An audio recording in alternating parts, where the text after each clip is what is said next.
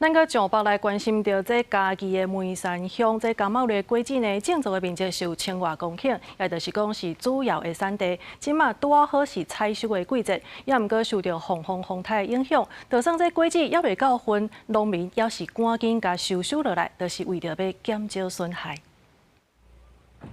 拄抢收落来柑仔，一箱一箱载去到农会合作社集会场，准备要来处理。梅山乡是嘉义县种柑仔类水果上济的产区，因为惊风台会造成损害，果农提早抢上柑仔，希望减少风台带来的损失。如果正常采的话，我们大概会等到再熟一点再采。可是现在已经就是会怕，因为有些已经在转色了，转色之后会容易掉。那可能台风一大的话，那都掉也是掉光，那就是可能会采一些比较稍微绿一点的，就是没那么完全熟的。10月底开始是梅山乡柑仔类水果采收的时间，因为风台的关系，农民惊风雨会伤到要到分的水果，所以提早开始来收成。农会合作社这边嘛加班协助农民，协助处理这采收落来柑仔。有很多农民都已经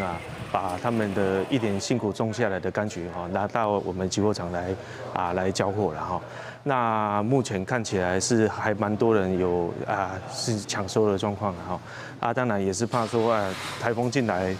又今年又血本无归的。梅山种植柑仔类水果的面积将近有1500公顷，今年因为单小风台甲后来7月28大水雨的关系，带来真大的损害。梅山农会呼吁，农业部甲县政府拢有针对柑仔的保险提供补助，农民会当来保农业保险，降低天灾带来的损失。记者林慧婷，嘉义报道。